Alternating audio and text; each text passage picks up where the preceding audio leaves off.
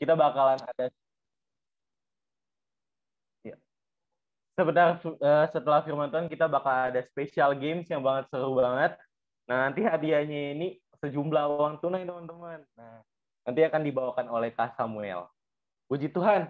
Baiklah, ibadah kita hari ini akan dimulaikan. Waktu dan tempat saya persilakan kepada worship leader yang ada.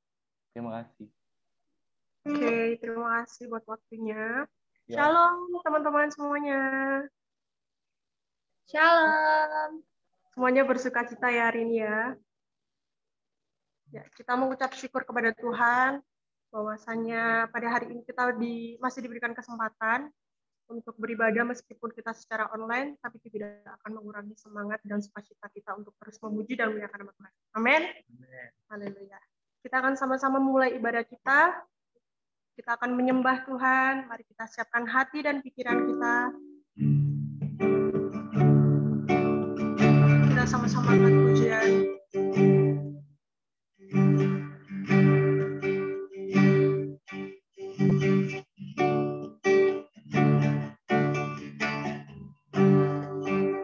Kau tunjukkan kasih setia-Mu.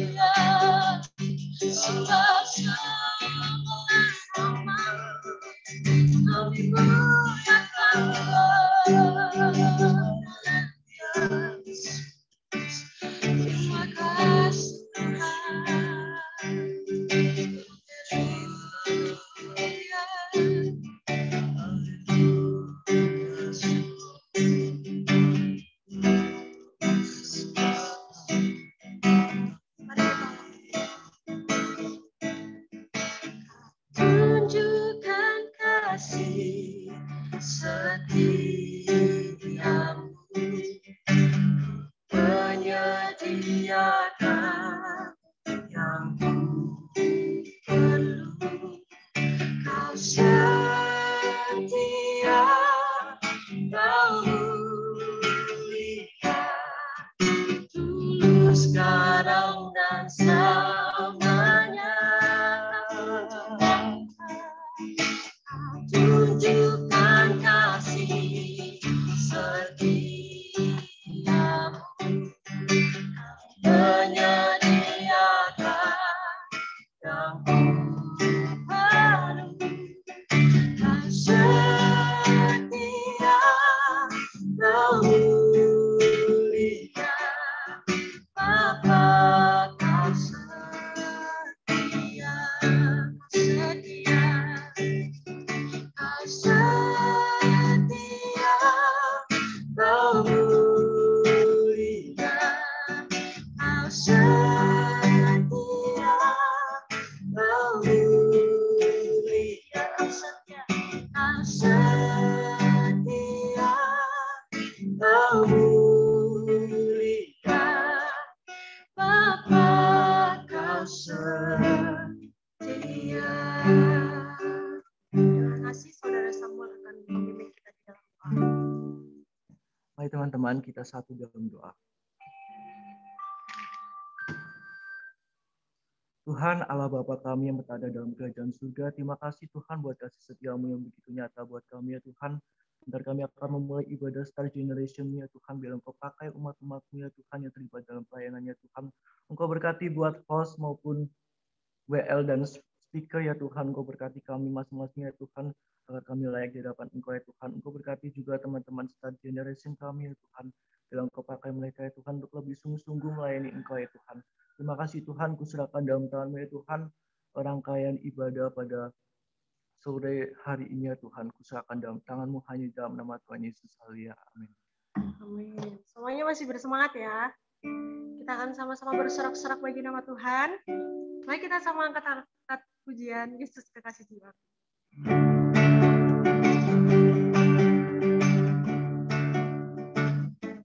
Yesus kekasih jiwaku, sungguh ku percaya padamu, karena kasih-Mu padaku menebus dosaku.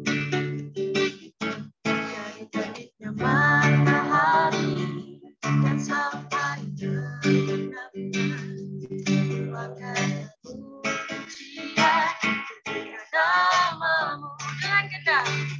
Dengan gendang ku puji dengan tetapi aku berjanji, haleluya, Yesus kekasih-Ku, Yesus kekasih jiwaku, sungguh ku percaya padamu, karena kasih-Mu padaku menebus dosaku.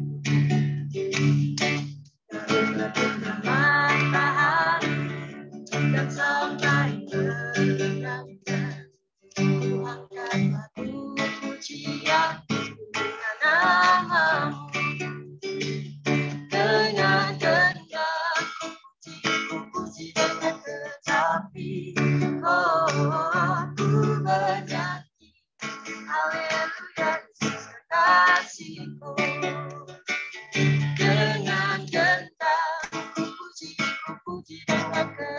hati.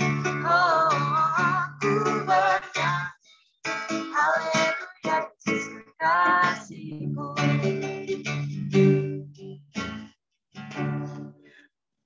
Sudah saatnya kita akan sama-sama mendengarkan firman Tuhan. Saya undang teman-teman semuanya untuk kembali masuk dalam hadirat Tuhan. Kita akan sama-sama menyembah Tuhan terlebih dahulu. Kita angkat pujian bagaikan tanah kering.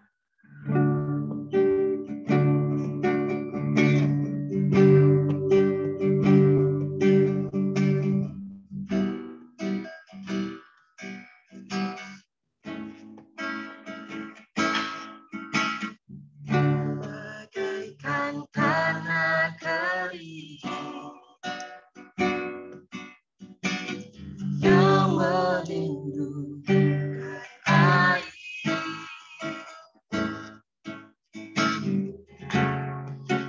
demikianlah jiwaku haus akan Kau selalu,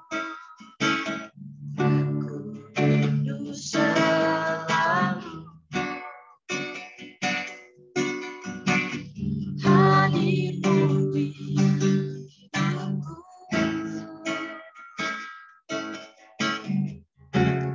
memulihkan jiwaku, hapuskan air mataku, mengalirlah kuasa Roh Kudus, mengalirlah di tempat ini, mengalirlah oh Roh Kudus, pulihkan, mengalirlah kuasa Roh Kudus, mengalirlah di tempat ini, mengalirlah oh Roh Kudus,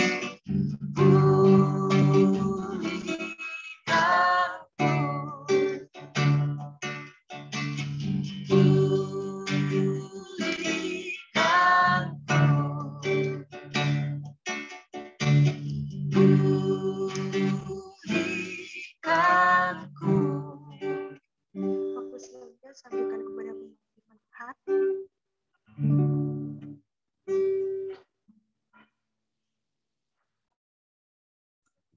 Haleluya, terima kasih Tuhan, kami percaya saat ini kami berkumpul, kami beribadah, memuliakan nama-Mu, sekalipun lewat Zoom, tapi kami percaya Roh Kudus Engkau ada menjamah, sehingga kami sudah menikmati firman-Mu. Singkapkan rahasia firman-Mu, menjadi berkat kekuatan di kami. Dalam nama Tuhan Yesus Kristus, haleluya, amin.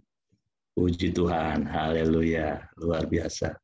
Star Generation ya, muka-muka yang penuh kemuliaan Tuhan. Nah, saya berterima kasih kalau boleh diberi kesempatan untuk bisa berbagi ya, berbagi hal yang rohani. Nah, nama saya Peter Tomosoa ya, pelayanan saya di Bekasi ya. Saya menggantikan orang tua saya. Tadinya saya pelayanan di Cikarang ya, sejak tahun keluar sekolah Alkitab itu ya 99 tahun angkatan 44, saya 41 dan 44 dan menjadi gembala sampai saat ini oleh karena kemurahan Tuhan. Puji Tuhan ya, salam kenal buat semuanya. Nah, bisa saya ini ya share screen ya, bisa ya. Oke, kita belajar tentang apa yang renungan saya ya, mirror ya, a mirror. Tolong diituin, saya punya itu bisa ya. Bisa digituin nggak? Saya punya. Karena cukup lumayan kalau nggak pakai ini, agak sulit saya itunya. Sudah. Oke. Makasih. Nah ini dia. tema kita, renungan kita, a mirror ya, sebuah kaca. Mungkin bagi orang yang anak muda tahu ya, ini tema ini biasanya judul film horor nih. Kebanyakan kalau saya lihat di internet di Google sudah akan ketemu itu. Ini tema yang untuk film-film horor. Ya, tetapi kita mau belajar dari kata ini. Saya mau kasih itu bagaimana nih? Mau tampilin seluruhnya. Kehalang dengan ini, tampilan ini. Oke, ya. Tadi dulu ya. Ya berarti gini aja dah. Mau kasih ini teman kehalang dengan gambar ini. Jadi tadi dulu. Dipindahin aja fotonya peserta, Om. Enggak apa-apa. Aku sudah tadi mau itu. Nah, ini dia. Oke. Nah, di sini. Nah, jadi sebuah cermin. Nah, itu bukan hal yang asing bagi kita ya. Apalagi sebagai anak-anak muda. Aduh, apalagi kaum wanita ini pasti ada ya, menemani ya, di tasnya pasti ada itu ya, tidak mungkin tidak ada. Atau sekarang HP juga udah menjadi mirror. Nah, apakah cermin itu? Cermin itu kan secara umum ya, definisinya merupakan sebuah benda yang memiliki permukaan datar dan dapat memantulkan bayangan dengan sempurna. Itu kan cermin itu ya. Nah, penerapannya banyak sekali dan sangat membantu aktivitas manusia pada umumnya dan ini sangat dibutuhkan. Cermin dapat digunakan sebagai alat bantu dalam berdandan, makanya saya tadi katakan wanita sangat membutuhkan cermin ya. Dan kalau dalam sebuah pernikahan itu yang paling lama adalah pengantin wanitanya karena harus berdandan dengan baik, dengan rapi, dengan cermin yang ada, cermin yang besar. Dibantu juga sebagai alat bantu dan itu sangat berfungsi ya, sangat berfungsi untuk kebutuhan hidup. Maksudnya dalam aktivitas ya, dalam aktivitas kita kalau saudara punya kendaraan motor, spion itu ya, itu berfungsi untuk melihat ke belakang dan itu sangat digunakan ya, membantu ya, sangat membantu dalam kehidupan aktivitas manusia sehari-hari. Cermin dapat juga membantu cahaya benda-benda di sekitar kita. Dan zaman dulu biasanya bukan cermin yang kaca ya. Kalau zaman dulu itu cermin yang dari logam yang dibuat mengkilap sehingga bisa memantulkan atau menerima gambar yang dilihat di depan cermin itu. Nah, saya mau simpulkan begini. Cermin itu berarti dia memberi keterangan apa adanya. Itu cermin. Ya kan? Jadi, waktu kita melihat cermin, nah, dia akan menunjukkan keberadaan kita apa adanya. Tanpa sesuatu yang dimanipulasi, ya kan? Nah, kalau sekarang ada yang model yang cermin yang bisa memanipulasi ya, aplikasi-aplikasi itu banyak ya. Yang berjerawat jadi tidak berjerawat, yang agak pesek jadi mancung, ya kan? Itu kan aplikasi sekarang banyak ya, dibuat itu ya untuk kelihatan supaya lebih menarik. Tapi cermin pada dasarnya dia sesungguhnya yang itu tadi, dia apa adanya, dia tidak memanipulasi dan tidak ada yang ditutupi kalau cermin yang sesungguhnya. Dan cermin itu juga bisa berfungsi sebagai sistem mirroring ya. Saudara kalau main gadget tahu itu ya, mau supaya tampilkan gadget saudara ke televisi, nah itulah sistem mirroring itu ya. Jadi mencerminkan. Jadi bukan yang utama, dia hanya sebagai sesuatu yang mencerminkan dari apa yang kita mau tampilkan ya, dari gadget saudara itu ya. Nah, dari fungsi cermin inilah saya mau menarik suatu hal yang rohani. Kalau saya katakan poin 1, poin 2, poin 3 memberikan keterangan apa adanya, tidak ada unsur yang dimanipulasi, tidak ada yang ditutupi, itulah kebenaran. Itulah kebenaran. Kebenaran firman Allah seperti itu. Dia jujur, dia terbuka. Ya. Dia bisa menilai Daud sebagai orang yang berkenan kepada Tuhan, tapi satu sisi Raja Daud adalah gambaran seorang ayah yang gagal. Kalau nanti kalau mau kita bicara. Kenapa dia gagal? Karena dia ada banyak kali dia gagal membina banyak anak-anaknya yang justru menjadi durhaka kepada dia. Jadi itulah kebenaran. Dia menceritakan yang sesungguhnya seperti cermin itu, ya. Nah, maka dari itu saya ambil sebuah pelajaran rohani yang kita mau lihat dari kata cermin itu dalam 2 Korintus pasal 3 ayat 18 dikatakan demikian.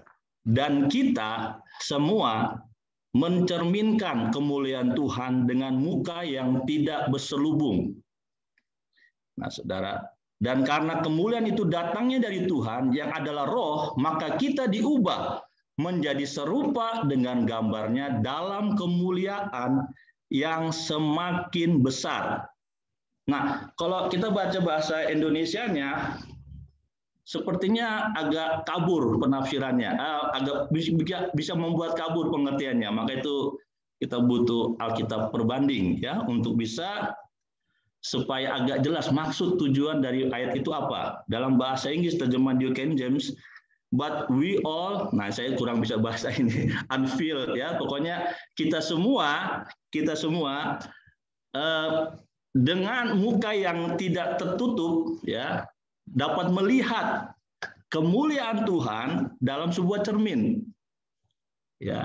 Jadi luar biasa itu, ya. Kita semua sekarang dapat melihat, ya, kemuliaan Tuhan yang terbuka tadi itu, tidak tertutupi lagi seperti cermin. Dia akan memberitahukan, dia akan jujur, dia akan terbuka, kebenaran itu akan dibukakan sebenar-benarnya kalau kita mempelajari betul-betul firman Allah. Waktu kita belajar firman Allah, maka dia akan membuka dirinya. Seperti cermin itu, dia akan memperlihatkan. Apa yang dia perlihatkan? Kemuliaan Tuhan. Haleluya. Ya, dengan kemuliaan Tuhan yang diperlihatkan itulah yang akan mengubah, are being transformed. Ia akan mengubah siapa? Kita yang melihat tadi, cermin itu tadi, ke dalam suatu gambar yang akan dibawa kita serupa. Dalam bahasa Indonesia dikatakan serupa dengan gambarnya. Lalu dengan sampai situ, dari kemuliaan kepada kemuliaan. Itu luar biasa, dahsyat itu, ya. Saya yakin hidup saudara akan dibawa dari kemuliaan kepada kemuliaan. Star Generation akan dibawa kepada kemuliaan, dari terang yang kecil menjadi terang yang lebih besar dan lebih besar lagi. Banyak jiwa dimenangkan. Itu yang maksudnya. Nah, dari kata ini kita menangkap sebuah pengertian yang jelas tentang cermin yang dimaksud itu oleh firman Allah. Dan itu saya mengatakan itu lewat yang pertama, ya, saya ingin menyimpulkan saja dari ayat itu ada beberapa hal. Yang pertama, lewat karya Roh Kudus, kita dikatakan, but we all, semua orang, ya, semua orang yang percaya, semua orang yang mau, ya, semua orang dengan muka tanpa tertutupi bisa melihat kemuliaan Tuhan. Itu karya Roh Kudus. Itu lewat pekerjaan Roh Kudus yang tadinya belum pernah terjadi, yang tadinya belum pernah dialami. Jadi luar biasa karya Roh Kudus di zaman sekarang, karena memang sekarang adalah katakan zaman Roh Kudus. Ya, segala sesuatu akan dibukakan, segala sesuatu akan disingkapkan. Yang tadinya tidak terjadi, yang tadinya tidak dialami. Nah, kalau kita lihat dalam konteks ayat ini, ya, dalam 2 Korintus tadi, itu kalau kita hubungkan dengan 2 Korintus tadi, dia sedang memperbandingkan tentang kemuliaan Tuhan di dalam perjanjian lama dan perjanjian baru. Nah, sudah bisa lihat nanti dalam 2 Korintus tadi, pasal 3, mulai dari ayat yang ke-11, ya, bahwa perbandingan gini, kalau perjanjian lama, kemuliaan Tuhan hanya di satu tempat, yaitu di Palestina. Dan yang menyaksikannya hanya orang-orang Israel saja. Ya, kita tahu Israel itu mereka melihat kemuliaan Tuhan dalam bentuk apa? Tiang awan dan tiang api, ya. Jadi hanya terbatas untuk orang Yahudi saja, nggak semua orang. Bahkan ada ayat dikatakan yang beribadah itu hanya orang Yahudi saja. Orang luar Yahudi dia di luar. Bahkan orang timpang, orang cacat nggak boleh masuk beribadah. Mereka harus di luar. Jadi terbatas memang. Hanya untuk satu bangsa. Tetapi sifatnya sementara. Itulah yang kita lihat dalam kemuliaan Tuhan di Perjanjian Lama yang terlihat, ya.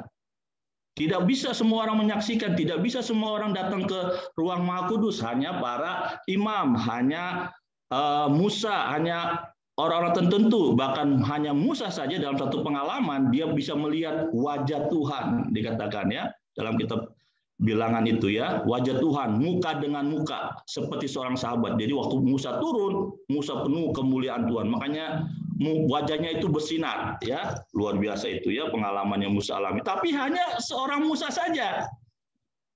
Nah, itulah kemuliaan Tuhan di dalam Perjanjian Baru. Tempatnya sekarang di setiap hati orang percaya. Roh Kudus mau bekerja di setiap hati orang percaya. Supaya sudah bisa melihat kemuliaannya Tuhan yang tadinya hanya terbatas, hanya orang tertentu saja, hanya satu bangsa saja, tapi semua orang, seluruh dunia. Bahkan Petrus, kesaksian Petrus ini bisa menjadi satu kesaksian kita. Kita semua orang yang percaya, ya. Kita bisa berkata seperti Petrus dalam 2 Petrus 1:16 dikatakan apa? Sebab kami tidak mengikuti dongeng-dongeng isapan jempol manusia ketika kami memberitakan kepadamu kuasa dan kedatangan Tuhan kita Yesus Kristus sebagai Raja, tetapi kami adalah saksi mata dari kebesarannya. Kami menyaksikan bagaimana ia menerima kehormatan dan kemuliaan dari Allah Bapa ketika datang kepadanya suara yang maha mulia yang mengatakan, inilah anakku kasih, kepadanya lah aku berkenan. Jadi kesaksian Petrus ini dapat menjadi kesaksian kita, dapat menjadi satu pengalaman pribadi. Petrus melihat Tuhan dalam berubah wujud dalam wajah kemuliaan. Dan saya boleh katakan ini pun harus menjadi satu kesaksian hidup. Pengenalan kita kepada Kristus, kepada Tuhan bukan dari sekedar kata orang tapi harus menjadi satu pengalaman pribadi, dan itu dimungkinkan. Saudara bisa datang dan mengenal Kristus sebagai satu pribadi, sebagai seorang sahabat. Lewat apa? Cermin ini, ya. Firman Allah, ya, yang adalah cermin hidup ini, cermin kebenaran ini. Ya, jadi dia sedang bekerja hari-hari ini ya untuk membukakan pribadi Kristus sehingga kita bisa mengenal dia secara pribadi, ya. Dan itu luar biasa, Roh Kudus sedang bekerja hari-hari ini bagi mereka yang rindu, bagi mereka yang haus itu ya. Kalau saudara rindu, saudara datang kepada Tuhan dengan hati yang sungguh, dengan merendahkan hati, saudara ingin mengenal Tuhan, ingin saudara mengalami perjumpaan dengan Tuhan secara pribadi, itu dimungkinkan. Saudara akan melihat dan saudara akan berdiri seperti Petrus mengatakan, aku melihat Kristus. Nah, saudara harus punya pengalaman itu sampai kita melihat dia secara pribadi, ya, bukan sekedar kata. Itu yang pertama. Jadi firman Allah itu seperti cermin yang akan membuka dirinya, ya, memberikan pengetahuan kita tentang firman Allah. Yang kedua, dengan melihat kepada cermin itu, maka hidup kita akan diubahkan, ditransform, ya, serupa dengan gambarnya. Nah, ini dia, luar biasa ya. Cermin itu bisa apa yang kita lihat dan dia akan mengubah. Nah, saudara, dari mata ini ya, mata ini berbahaya saudara ya. Kalau saudara lihat yang dalam 21 hari saudara lihat sesuatu dan itu akan menjadi satu karakter dalam hidup saudara. Saudara hanya pakai gadget, saudara lihat ya yang aneh-aneh, saudara akan seperti yang saudara lihat, ya kan? Apa yang saudara lihat itu mempengaruhi karakter hidup seseorang, ya. Kalau anak saya itu kalau nonton yang kecil ya, dia kalau nonton film silat itu, film apa, Karate Kid ya, waduh, ketika dia lihat tiba-tiba dia langsung melakukan kegerakan. Kegerakan apa maksudnya? Kegerakan yang dia lihat tadi itu, gaya-gayanya itu ya. Karena dia melihat Karate Kid itu ya. Dan saya yakin saudara, ya kita perlu hari lebih banyak melihat Kristus ya, supaya saudara punya kegerakan yang beda ya. Kegerakan yang luar biasa ya. Nah, tapi itu perlu kerjasama ya kan. Hal itu terjadi kalau ada kerjasama. Maka dari itu dalam Yakobus 1:22 dikatakan demikian. Tetapi hendaklah kamu menjadi pelaku firman dan bukan hanya pendengar saja. Sebab jika tidak demikian, kamu menipu diri sendiri. Ya, ayat 23 dalam kitab Yakobus 1. Sebab jika seorang hanya mendengar firman saja dan tidak melakukannya, ia adalah seumpama seorang yang sedang mengamati mukanya yang sebenarnya di depan cermin. Baru saja ia memandang dirinya, ia sudah pergi lalu, atau ia segera lupa bagaimana rupanya. Ya, cermin itu kan membantu kita. Seperti cermin kan. Kalau saudara berdandan, ya mungkin saudara pakai apa gitu ya. Kalau wanita kan pakai bedaknya ketebalan. Saudara akan berbuat apa? Oh, ketahuan, bedak saya ketebalan. Saudara akan tipiskan atau saudara akan berbuat sesuatu supaya seperti yang terlihat dari cermin itu. Nah, firman Allah itu seperti cermin yang akan menunjukkan keberadaan kita, ya. Dan dia juga akan bukan sekedar menunjukkan kekurangan. Saudara akan melihat bahwa di dalam firman Allah itu saudara akan melihat saudara berharga di mata Tuhan, ya. Saudara akan nilai saudara orang yang dikasihi Tuhan, ya kan? Jadi kita harus merubah, kita yang harus berusaha untuk melihat, karena firman Allah sebagai petunjuk seperti cermin itu ya, yang akan mau merubah hidup kita, dan kita harus bekerja sama. Ya, Roh Kudus bukan seperti robot, saudara. Saudara tidak akan dipulihkan seperti robot yang diprogram gitu, ya kan? Saudara adalah manusia. Nah, saudara, kita harus bekerja sama dengan Roh Kudus untuk mengikuti apa yang menjadi keinginannya Tuhan. Makanya dalam Roma 12 ayat yang kedua itu, janganlah kamu menjadi apa? Serupa dengan dunia ini, tetapi berubahlah oleh pembauran budimu sehingga kamu dapat membedakan manakah kehendak Allah, apa yang baik, yang berkenan kepada Allah, dan yang sempurna. Nah, harus ada perubahan dalam hidup dari cara berpikir kita. Ya kan, puji Tuhan. Saya lihat gaya anak muda sekarang luar biasa ya. Waduh, ya mau ke barat-baratan ya, yang boleh sah-sah saja sih, tapi jangan terlalu kelewatan. Ya, saya kurang kurang alkitabiah lah kalau saudara misalnya celananya robek-robek, ya kan? Sebab Alkitab mengatakan seperti itu, kalau orang yang compang-camping itu dikatakan penyakit kusta. Itu kata dalam kitab Ulangan. Nah, seringkali kita meniru sesuatu yang sebenarnya tidak boleh terlalu kita tiru banyak. Nah, kita mau meniru apa yang firman Allah ajarkan. Nah, itu yang kedua tadi ya. Yang ketiga, fungsi cermin itu sendiri yang dimaksud dalam Alkitab dalam 2 Korintus 3:8 adalah mencerminkan kemuliaan Tuhan. Itu dalam kata aslinya katotriso yang berasal dari aslinya to reflect as a mirror. Jadi cermin itu seperti yang mencerminkan ya, yang tadi saya katakan ya, dia akan mencerminkan kemuliaan Tuhan. Hanya orang yang sudah diubahkan, yang sudah alami transform tadi oleh Roh Kudus, maka hidupnya akan mencerminkan kemuliaan Tuhan. Nah, orang yang mencerminkan Tuhan, lihat aja dari cara hidupnya, cara bicaranya, ya tutur katanya, ya kan akan kelihatan ini mencerminkan kemuliaan siapa?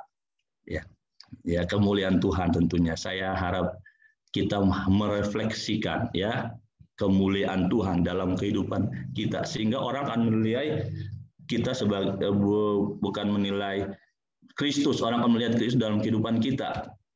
Ya, dalam Yohanes 1:16 itu dikatakan Yohanes Pembaptis hanya sebagai saksi. Dia bukan terang itu, tapi dia yang menyaksikan terang itu. Ya, saudara, kita hanya menebarkan terang itu kepada orang lain ya. Inilah kehidupan yang Tuhan mau ya. Style hidupnya orang muda, tetapi karakternya ya, hatinya dia sudah menjadi seperti Kristus. Itu yang disebut mencerminkan kemuliaan Tuhan. Dan bukannya sampai itu saja, yang terakhir dikatakan dalam kemuliaan yang semakin besar ya. Kata kemuliaan semakin besar itu dikatakan bertambah-tambah, semakin sempurna. Bahkan dikatakan kemuliaan semakin itu hati rohaninya semakin kuat. semakin suci ya, semakin terang sampai kepada kesempurnaan. Saudara, hari-hari ini kalau bicara anak muda banyak sekali saudara ya, anak-anak muda yang jatuh dalam berbagai banyak kesalahan ya, tapi saya ingin percaya anak-anak hamba Tuhan Star Generation, dia akan menyatakan dirinya sebagai Star Generation yang semakin terang, semakin suci, semakin menyatakan kemuliaan Tuhan. Itu lewat apa? Pekerjaan Roh Kudus yang Tuhan mau kerjakan dalam kehidupan kita. Puji Tuhan, saya tidak panjangkan firman Tuhan, saya ingin percaya, saya yakin saudara saya hanya berdoa supaya sudah menangkap apa yang Tuhan mau dalam kita mengerti kebenaran firman Tuhan. Saya akan berdoa buat semua yang hadir saat ini. Potong dulu, stop. Oke, ya, saya akan berdoa ya. Terima kasih Tuhan Yesus, kami percaya hamba-Mu terbatas dengan kata-kata, tetapi Engkau Tuhan menjadi alat kemuliaan dalam hidup mereka, supaya hidup mereka diubahkan menjadi mencerminkan kemuliaan Tuhan dalam kehidupan. Pakai wadah ini menjadi wadahnya Tuhan untuk membentuk anak-anak hamba-hamba Tuhan supaya menjadi alat kemuliaan Tuhan. Dalam nama Tuhan Kristus. Haleluya. Amin. Puji Tuhan. Saya akan kembali kepada. Oke, terima kasih. Puji Tuhan, terima kasih Om Peter atas firman Tuhan yang diberikan. Firman yang sangat memberkati sekali untuk kami semua. Puji Tuhan teman-teman, kita sangat bersyukur untuk hari ini kita dapat mendengarkan firman Tuhan yang dibawakan oleh Om Peter.